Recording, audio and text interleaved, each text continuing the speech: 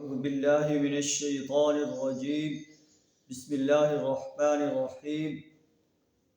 ومن يبتغ غير الإسلام دينا فلن يقبل منه وهو في الآخرة من الخاسرين صدق اللہ العظیم۔ سورہ آل عمران کی آیت نمبر 85 آپ کے سامنے تلاوت کی ہے۔ اس آیت میں اللہ تعالیٰ فرما رہا ہے کہ جو شخص اسلام کے علاوہ کسی اور دین کو اختیار کرتا ہے، کسی اور دین کو طلب کرتا ہے، وَمَن يَبْتَغِ غَيْرَ الْإِسْلَامِ دِينًا، جو شخص اسلام کے علاوہ کسی اور دین کو طلب کرتا ہے، اختیار کرتا ہے، فَلَن يُقْبَلَ مِنْهُ، اس سے ہرگز قبول نہیں کیا جائے گا، وَهُوَ فِي الْآخِرَةِ مِنَ الْخَاسِرِينَ،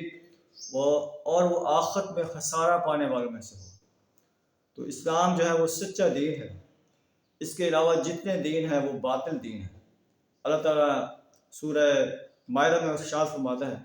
اليوم اکملت لکم دینکم واتممت علیکم نعمتی، آج کے دن میں نے تمہارے لیے تمہارا دین مکمل کر دیا ہے، اپنی نعمت تمام کر دی ہے، ورضیت لکم الاسلام دینا، اور اسلام کو تمہارے لیے بطور دین کے پسند کر دیا۔ تو اسلام ہی وہ سچا دین ہے جسے اللہ نے پسند فرمایا۔ اسی کے لیے اللہ نے نبی صلی اللہ علیہ وسلم کے بارے میں ارشاد فرمایا کہ هو الذی ارسل رسولہ بالہدی ودین الحق، اللہ وہ ہستی ہے جس نے اپنے رسول کو ہدایت اور دین حق دے کر بھیجا، لیظہرہ علی الدین کلہ،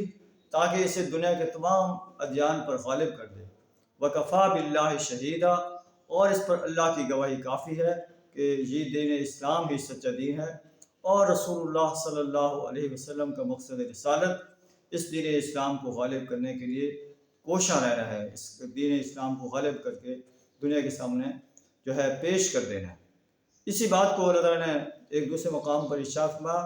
شرع لکم من الدین ما وصی بہ نوحا والذی اوحینا الیک وما وصینا بہ ابراہیم وموسیٰ وعیسیٰ ان اقیموا الدین، اللہ نے تمہارے لیے جو دین مقرر کیا ہے اسی کی وصیت اللہ تعالیٰ نے جو ہے شرع علیکم الدین ما وصی بہ نوح علیہ السلام کو وصیت کی تھی، وما اوحینا الیک، جس کی وصیت اللہ تعالیٰ نے آپ کو کی ہے، اور یہی وصیت اللہ تعالیٰ نے موسیٰ اور عیسیٰ علیہ السلام کو کی تھی، ان اقیموا الدین ولا تتفرقوا فیہ، کہ دین کو قائم کرو اور تفرقہ بازی میں نہ کرو۔ تو آئیے دین اسلام کو غالب کرنے کے لیے میدان عمل میں آ جائیں،